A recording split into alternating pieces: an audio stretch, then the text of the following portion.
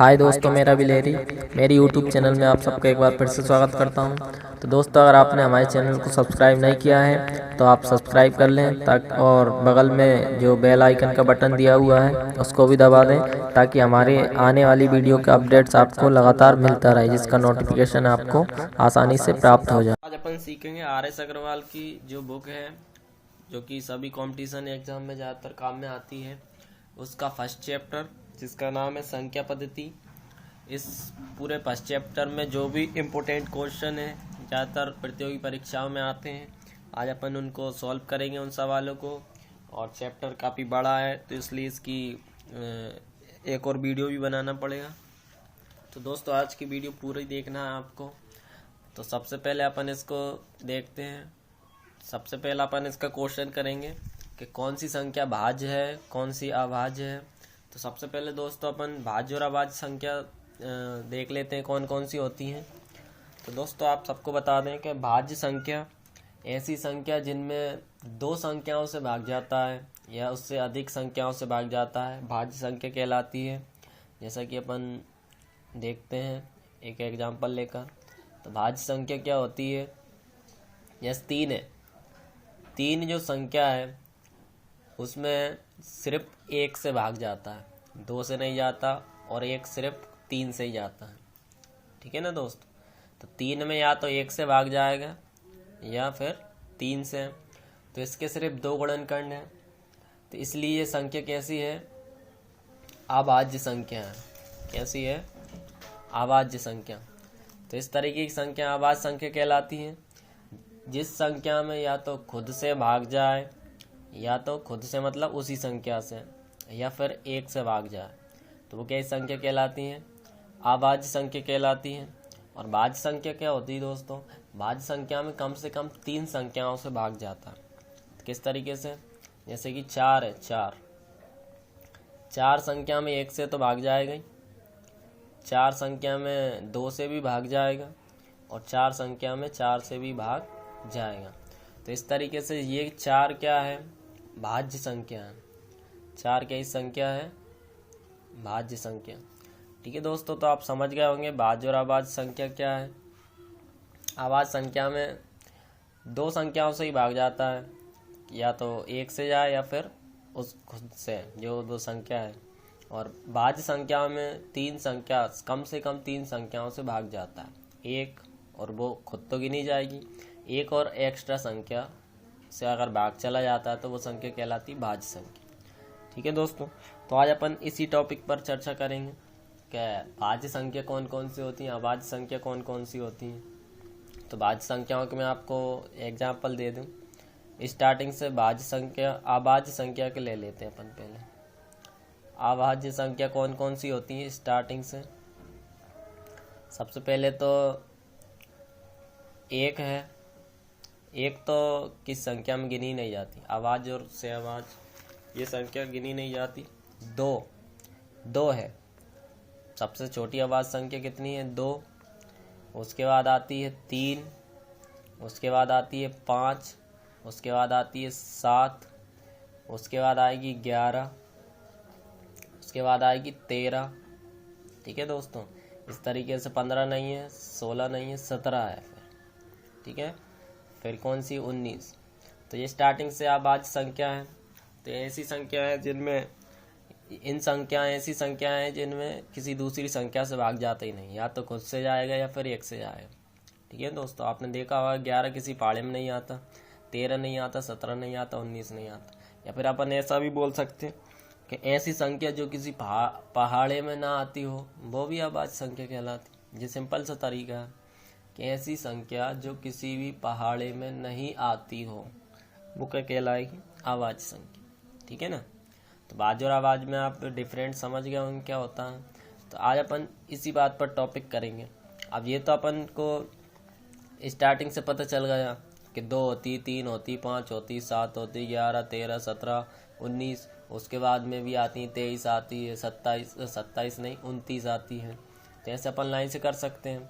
तो दोस्तों, अगर अपन से कोई ऐसा पूछ ले कि ये तो है अभाज्य संख्या, अब तुमको कोई डायरेक्ट लिख के दे दें कि 829 बताइए आप, 829, ये भाज्य संख्या है कि अभाज्य संख्या है। अब इसको किस तरीके से बताएंगे आप, तो आज की जो अपनी वीडियो है इसी टॉपिक पर कि इस तरीके से अगर कोई पूछ ले तुमसे डायरेक्ट, तो तुम उसको किस तरीके से एक्सप्लेन कर पाओगे कि भाज्य संख्या है क्या अभाज्य संख्या है। ठीक है दोस्तों, तो आज अपन इसका एक सबसे पहला क्वेश्चन लेते हैं जो कि ज़्यादातर परीक्षाओं में पूछा जाता है। जांच करें कि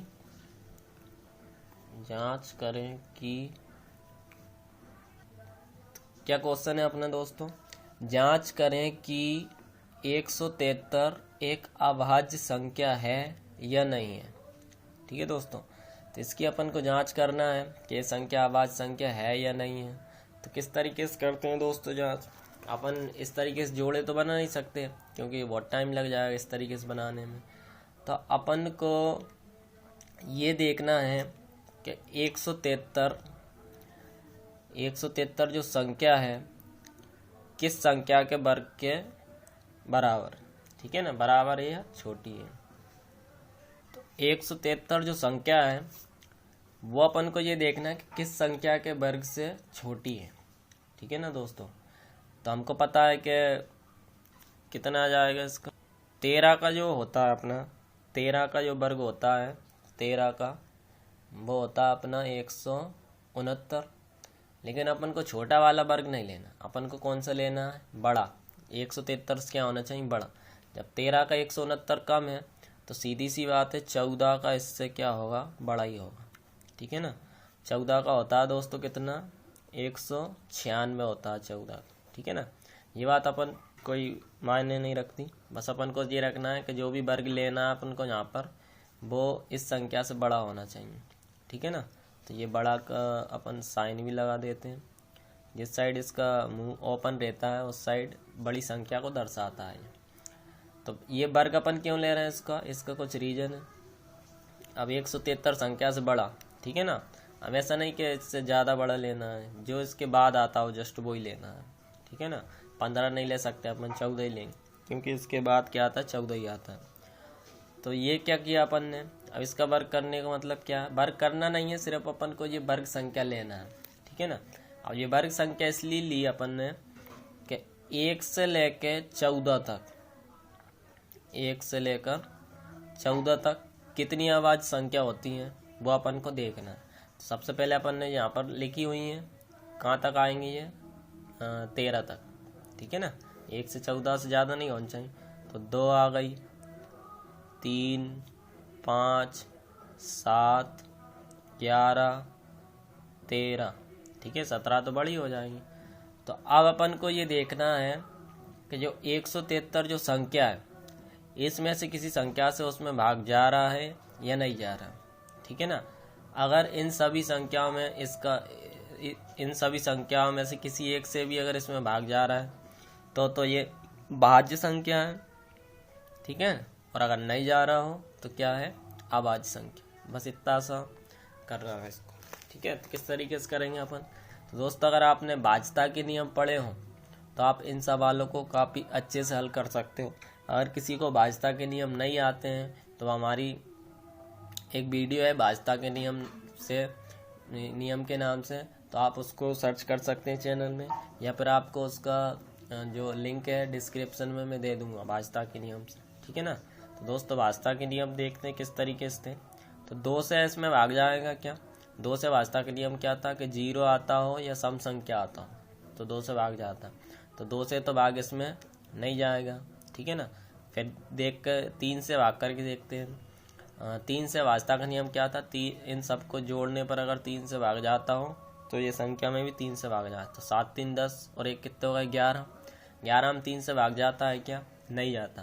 और जब नहीं जाता तो 3 से भी भाग नहीं जाएगा। और आप वैसे भी डायरेक्ट करके देख सकते हो, डायरेक्ट करने से है कि आपका टाइम बर्बाद होगा, आप इधर रफ में करके देखोगे। अगर भाज्यता के नियम आपको अच्छे से आते हैं तो आप आसानी से कर सकते हैं। अब 5 से देखो, 5 से भाज्यता के नियम क्या होता है, अगर पीछे इकाई का अंक 0 हो या 5 हो तो 5 से भाग जाता है। इसमें 3 है तो 5 से भी भाग नहीं जाएगा। अब दोस्तों 7 से जो भाज्यता का नियम है वो थोड़ा डिफिकल्ट है, तो अपन एक काम करें, 7 से भाग देकर देख लेना। 7 एकम 7, 7 दूनी 14, 7 21 ज़्यादा हो जाएगा। तो 7 दूनी 14, कितने बच गए यहाँ से 3, 3 मतलब 33 हो जाएंगे। 33 में 7 से भाग जाएगा नहीं, तो 7 से भी इसका भाग नहीं जाएगा। ठीक है दोस्तों, 11 से करके देखते हैं। 11 एकम 11, कितने बच गए 6, और यहाँ बच गए 63, तो 11 से भी भाग नहीं जा रहा इसका। 13 से और करके देखते हैं अपन। 13 एकम 13, कितने बच गए 4, ठीक है ना। 43 में 13 से भाग नहीं जाता, इसलिए 13 से भी भाग नहीं जाएगा। तो देखा अपन ने दोस्तों कि 1 से लेकर 14 तक के जितने भी अभाज्य संख्या थी उनमें किसी भी संख्या से इसमें भाग नहीं जा रहा, इसलिए ये संख्या कैसी है, अभाज्य संख्या। कैसी है, अभाज्य संख्या। अगर एक आध भी संख्या से अगर भाग चला जाता तो ये हो जाती है अपनी भाज्य संख्या, लेकिन नहीं गया भाग, इसलिए कैसी हो गई, अभाज्य संख्या। तो आई होप दोस्तों समझ में आया होगा ये एक क्वेश्चन अपना। एक और क्वेश्चन देखते हैं इसी तरीके का। ठीक है दोस्तों, क्वेश्चन नंबर 2 देखते हैं किस तरीके से है। जांच करें कि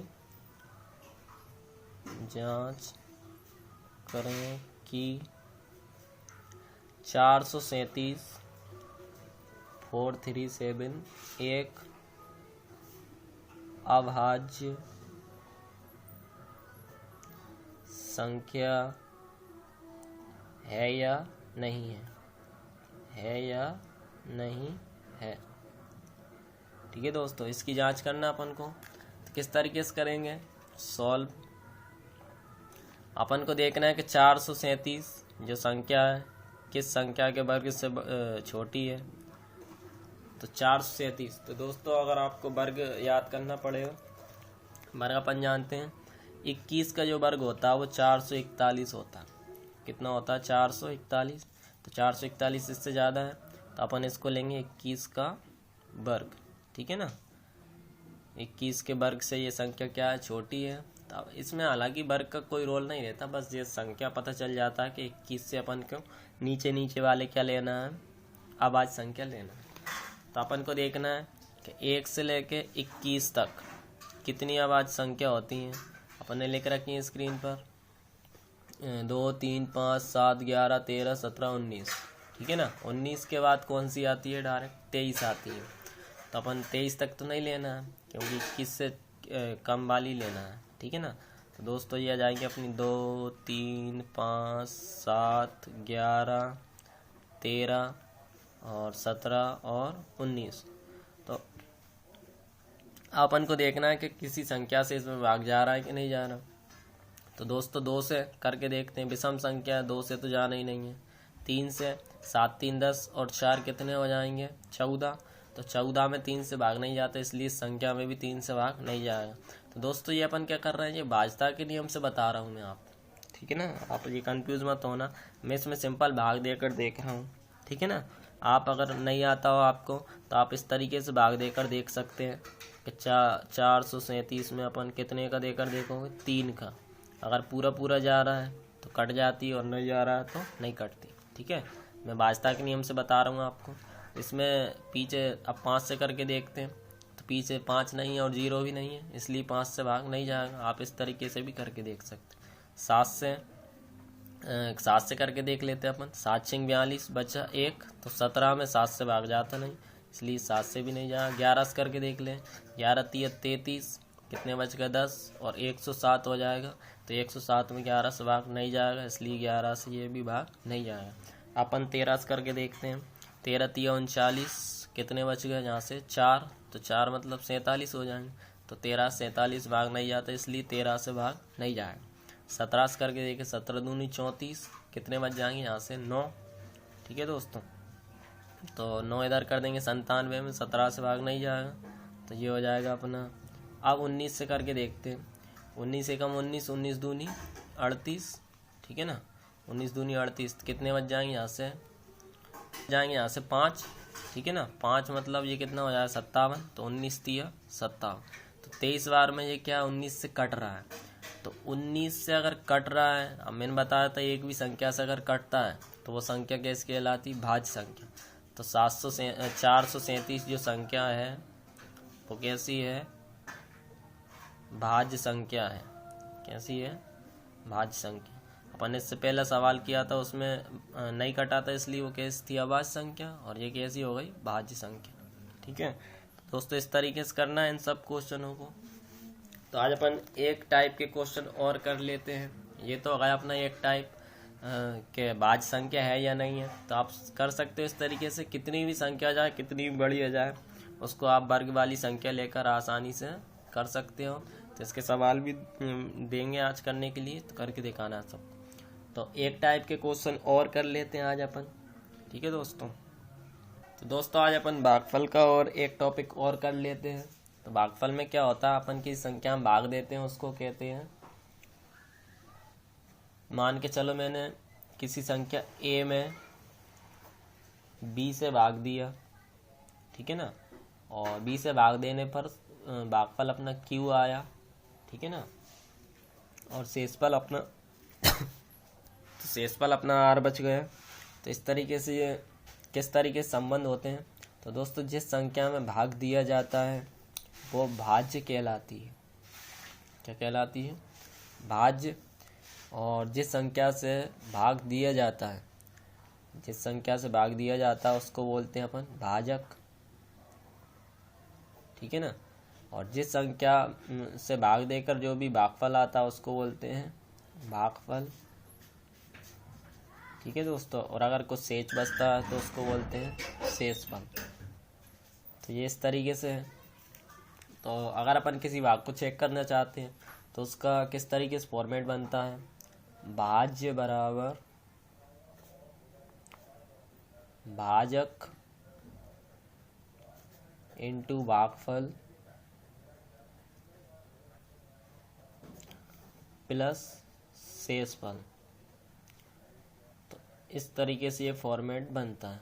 ठीक है ना, अपन इसको ए बी क्यू से दर्शाएं तो ये हो जाएगा अपना a बराबर b into q plus r. ठीक है दोस्तों, इसको यूक्लिड विभाजन प्रमेय भी बोलते हैं। हालांकि अपन को यूक्लिड विभाजन प्रमेय से अभी कुछ लेना देना नहीं है, तो अपन को बस ये फॉर्मेट याद रखना है बस। ठीक है ना, कौन सा फॉर्मेट याद रखना है कि भाज्य बराबर भाजक इंटू भागफल प्लस शेषफल। ये फॉर्मेट अपन को याद रखना है और इससे रिलेटिव सवाल अपन करेंगे। ठीक है दोस्तों, तो इसका पहला सवाल करते हैं अपन, किस तरीके से आते हैं सवाल। और ये संख्या पद्धति का क्वेश्चन है। तो दोस्तों जो कि RS अग्रवाल कंपटीशन एग्जाम की ये बुक है उससे लिए गए हैं। तो इसका पहला क्वेश्चन क्या है, क्वेश्चन नंबर फर्स्ट, 1043 को किसी संख्या से भाग देने पर। तो ये क्वेश्चन है अपना कि 1043 को किसी संख्या से भाग देने पर भागफल 11 तथा शेषफल 20 प्राप्त होता है, भाजक ज्ञात कीजिए। तो भाजक क्या करना है अपन को इस सवाल में ज्ञात करना है। ठीक है दोस्तों, तो मैंने बताया था जिस संख्या में भाग दिया जाता है उसको बोला जाता है भाज्य। तो भाज्य कितना दिया है इसका, 1043। ठीक है ना, इसके बाद में भाग देने पर भागफल 11। तो भागफल का मान कितना आया, भागफल बराबर कितना आया 11, तथा शेषफल कितना प्राप्त हो रहा है उसको 20। तो शेषफल दे दिया उसने कितना, शेषफल हो गया उसका 20। ठीक है ना, प्राप्त होता है। तो भाजक ज्ञात कीजिए। ठीक है ना, भाजक मतलब जिससे भाग दिया जाता है, तो वो अपन को क्या करना है, ज्ञात करना है। तो सिंपल सा तरीका अपना कि ये जब अपने पास 1 2 3 4 चीज़ में से 3 चीज़ हैं अपने पास, तो चौथी चीज़ अपन इस फॉर्मेट से आराम से निकाल सकते। तो क्या है अपना फॉर्मेट, भाज्य बराबर भाजक इंटू भागफल प्लस शेषफल। तो लिख लें इसको एक बार और, भाज्य बराबर भाजक इंटू भागफल प्लस शेषफल। ठीक है, तो भाजक क्या अपना 1043, इसके बाद भाज्य, और भाजक कितना है, भाजक अपन को ज्ञात करना है। तो भाजक ऐसा कैसा रख दो उसको, और भागफल कितना है अपना भागफल है अपना 11 और प्लस शेषफल कितना है 20। ठीक है दोस्तों, तो इस तरीके से अपन ने कर लिया इसको। इस तरीके से अपन ने सब मानों को रख दिए। तो अब क्या करना है अपन को, अब इसको सॉल्व करना है। तो आपने बोर्ड मास का नियम पढ़ा होगा। ठीक है दोस्तों, तो गुणा करते हैं, लेकिन ये तो गुणा में कोई संख्या ही नहीं। तो अब एक काम करें अपन, 20 जो है 20 को इस साइड ले आते हैं, क्योंकि अपन को मान काय का चाहिए भाजक। तो 20 प्लस का इधर आकर काय का हो जाएगा माइनस का। ठीक है दोस्तों, और इधर क्या बचा भाजक इंटू 11 ऐसा क्या। ठीक है, 1043 में से 20 को घटाएंगे तो अपन कितना बच जाएगा 1023। ठीक है दोस्तों, बराबर में क्या बचा अपना भाजक इंटू 11। अपन को भाजक का मान चाहिए तो इस 11 को भी हटाना पड़ेगा। तो ये 11 कहाँ जाएगा, गुणा में है, तो गुणा की संख्या कहाँ आती है बटे में। अपन ने बोर्ड मास के नियम पढ़े हो। तो 11 कहाँ जाएगा बटे में, बराबर क्या बचा अपना भाजक। ठीक है, 11 से इसको डिवाइड कर दो, कितना बच जाएगा 11 9 99, कितने बच गए यहाँ से 3, तो ये कितना हो जाएगा 33। तो 11 3 33। तो अतः भाजक कितना आया अपना 93, भाजक आया अपना 13। ठीक है, तो इस तरीके से अपन कर सकते हैं सवालों को। तो दोस्तों एक आध सवाल और देखते हैं अपन इसका, और इसी फॉर्मेट का। तो एक क्वेश्चन और देखते हैं अपन इसका, कौन सा है वो, क्वेश्चन नंबर 3। तो 1000 में से